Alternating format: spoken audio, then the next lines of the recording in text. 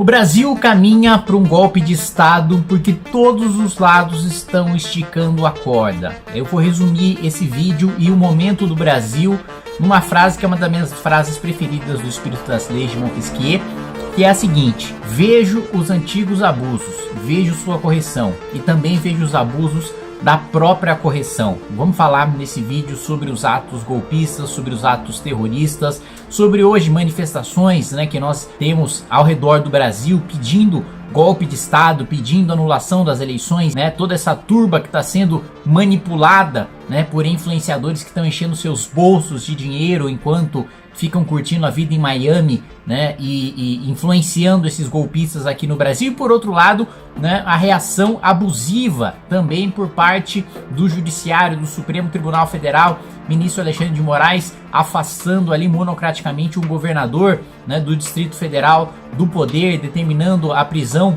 do secretário de Justiça sem que seja de sua competência, sem que aquele secretário esteja sob a sua jurisdição, mas não sem antes, claro, você se inscrever no canal, você clicar no sininho para receber as notificações, entrar no nosso Discord, no nosso Telegram, no nosso WhatsApp, se inscrever no Clube MBL, receber informações de bastidores de Brasília em primeira mão. Bom, o que a gente tem Jair Bolsonaro compartilhando conteúdo golpista. Para quem ainda não viu, eu vou pedir para o editor colocar aí na tela ou até colocar alguns trechos dos vídeos que o Bolsonaro tem compartilhado, dizendo que teve fraude nas urnas, dizendo que a eleição foi roubada, quando a gente sabe que na verdade a eleição foi legítima. Lula venceu graças à incompetência e à traição de valores de Jair Bolsonaro. E vamos lembrar, é sempre bom lembrar e reforçar, principalmente para aqueles que ficam me cobrando: votou nulo, não sei o que, agora tá aí o Lula de presente. Não, quem nos deu o Lula de presente não é quem votou nulo, não. Quem nos deu o Lula de presente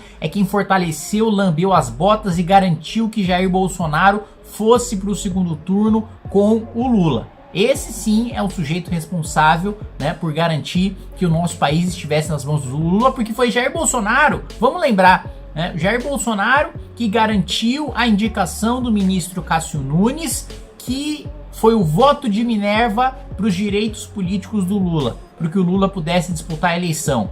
Sem o ministro indicado por Jair Bolsonaro, Lula não poderia ter disputado a eleição. É sempre bom reforçar isso, que Lula só disputou a eleição, só estava elegível graças a Jair Bolsonaro, E mais do que isso, todos os seus ministros, tanto Mendonça como o Cássio Nunes, como também o Procurador-Geral da República, sempre atuaram para blindar não só os bolsonaristas, mas também os petistas e o centrão num grande acordão, Então, se hoje, a maior parte da população está absolutamente indignada com a impunidade, até o Sérgio Cabral sendo solto, isso é muito graças a esse acordo que foi costurado durante o governo de Jair Bolsonaro e que garantiu a impunidade de vários entes de todos os espectros políticos diferentes, Para além disso, você tem oportunistas bolsonaristas que enchem os bolsos, insuflando essas pessoas, falando que se ela acampar na frente do quartel vai ter intervenção militar, se ela sair quebrando vidraças. Primeiro, vamos deixar muito claro, uma das maiores burrices, uma das maiores desmoralizações da história da direita brasileira foi essa invasão ao Congresso Nacional, ao Supremo Tribunal Federal, Foi uma das maiores cagadas. Isso sim, se vocês pudessem dar um presente para o Lula, não teria presente melhor do que uma tentativa de golpe de Estado, porque faz com que ele ganhe um discurso como se ele fosse um grande democrata, que a gente sabe que não é, Ele caçou vício de jornalista, submeteu o parlamento, ao poder executivo na base da propina, tem aspirações autoritárias, utilizou nosso dinheiro para financiar ditaduras, tem os seus aliados falam por si só, E para além disso, ainda aumentaram os poderes dele, O Lula mal assumiu, já ganhou de presente uma Secretaria de Segurança Pública, que é a Secretaria do Distrito Federal, Como reação, você também teve um aumento de poderes e aumento dos abusos do ministro Alexandre de Moraes, que afastou monocraticamente o governador do Distrito Federal. Gente, olha, eu não tenho a menor simpatia pelo governador do Distrito Federal, eu não conheço, não tenho nada contra, não tenho nada a favor, não tenho a menor noção de como é o governo dele, como deixa de ser, Mas o meu ponto é o seguinte: a competência para julgar, o governador é do STJ, Esse é o primeiro ponto, Alexandre de Moraes não tem competência para julgar, para afastar né, Ibanez para afastar o governador do Distrito Federal. Então já é uma medida inconstitucional, já é uma medida antidemocrática porque fere as leis. E um outro ponto, para pensar o seguinte, numa intervenção federal, para a gente mudar o controle, o comando de uma Secretaria de Segurança Pública, de uma só secretaria, de um ente da federação, a gente precisa, né, de uma mensagem do presidente da República. Essa mensagem precisa ser votada pelo Congresso Nacional em até 24 horas, como foi votado. E durante o período da intervenção não se pode discutir propostas de emenda à Constituição, não se pode discutir PECs. Olha só o quanto a nossa Constituição se preocupou, né, em minimizar os riscos de uma intervenção federal, de uma intervenção numa Secretaria de Segurança Pública. O presidente da República precisa mandar uma mensagem, o Congresso precisa aprovar e você não pode mudar a Constituição durante esse período justamente para evitar golpes, justamente para evitar rupturas democráticas. Aí o que acontece?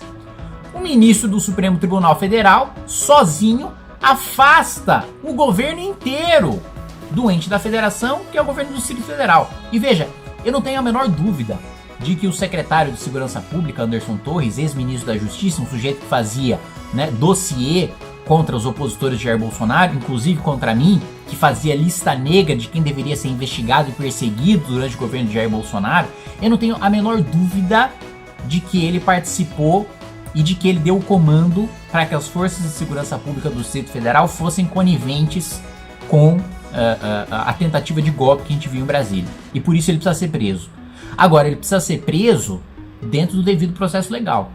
Ele precisa ser preso, primeiro, respondendo na primeira instância, não respondendo no Supremo Tribunal Federal. Ele não é mais secretário de Estado, ainda que fosse secretário, não seria o Supremo, o foro competente, né, para julgá-lo, e ele precisa ser processado e precisa ser condenado pelos seus atos. Agora, não numa canetada de um ministro do Supremo Tribunal Federal. Aí esse tipo de abuso gera ainda mais revolta na população, porque as pessoas veem cada vez mais que a nossa democracia, que as nossas leis, que o nosso Estado de Direito, né, estão sendo afetados, estão sendo destruídos por Alexandre de Moraes, que ao combater um abuso, ao combater golpistas, né, abusa ele mesmo.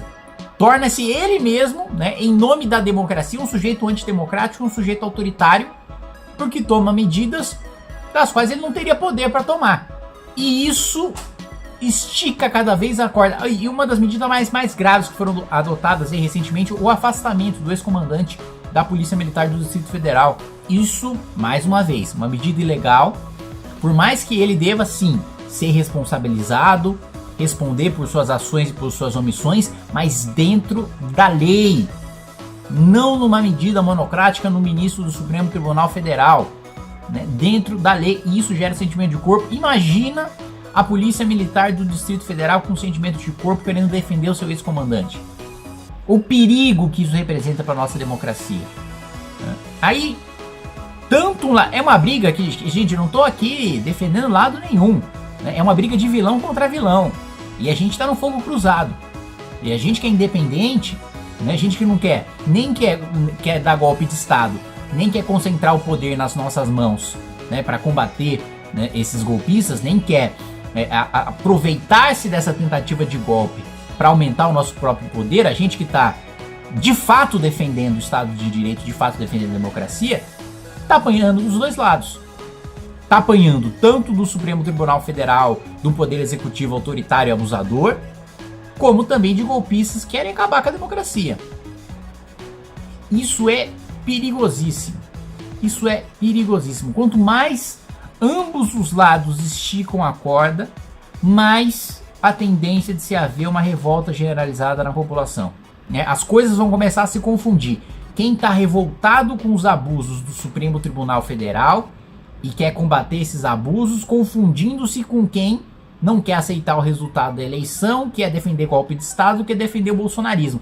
Aí, meu amigo, se você confundir essas duas coisas, acabou a institucionalidade, acabou o país. Por isso, fazendo esse meu vídeo de alerta, né, e esclarecer o meu posicionamento e minha visão aqui para vocês, que a gente nunca viveu um momento tão delicado na nossa democracia desde a redemocratização. Desde a redemocratização. A gente tá aí o quê? Nem 2 semanas de governo, E já estamos falando sobre a possibilidade, né, ou de uma concentração absoluta de poder, né, no Supremo Tribunal Federal, que se assemelha cada vez mais a uma ditadura, ou a de fato ter um golpe de Estado. Mas de fato ter gente, né, instaurando o caos, e nesse caos as Forças Armadas decidirem tomar a decisão de dar um golpe de Estado. E assim, esse é um cenário horroroso, um cenário terrível, esse é o pior cenário possível que a gente poderia viver. Por isso, vamos ficar atento e vamos defender uma oposição institucional. Nós estávamos vencendo nesse início de governo Lula. Lula estava acuado com a acusação de uma ministra ligada à milícia e com o ministro da Advocacia Geral da União acuado pela criação do Ministério da Verdade.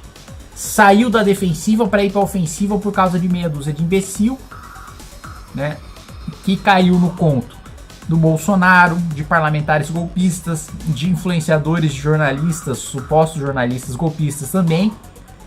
E agora vão pegar cana. E agora vão ser presos, né? Porque caíram no conto de que estavam lá para a salvação do país, de que estavam lá para defender o país do abuso, de que estavam lá para defender o país, e estavam lá, no final das contas, promovendo vandalismo, terrorismo, golpe de Estado, sendo gente manipulada, que não tem a menor noção do que estava fazendo. Então é isso, meus amigos. Vamos permanecer atentos, defender uma oposição institucional, séria, porque a gente precisa reconstruir a direita brasileira, que agora, se ela já estava destruída depois do governo de Jair Bolsonaro, agora com essa tentativa de golpe de Estado, ela está mais do que destruída. Assim, pegaram os destroços e moeram esses destroços. A gente está só, como diria minha mãe, o pó da rabiola. Então, vamos permanecer firme, defender uma oposição séria, democrática e republicana.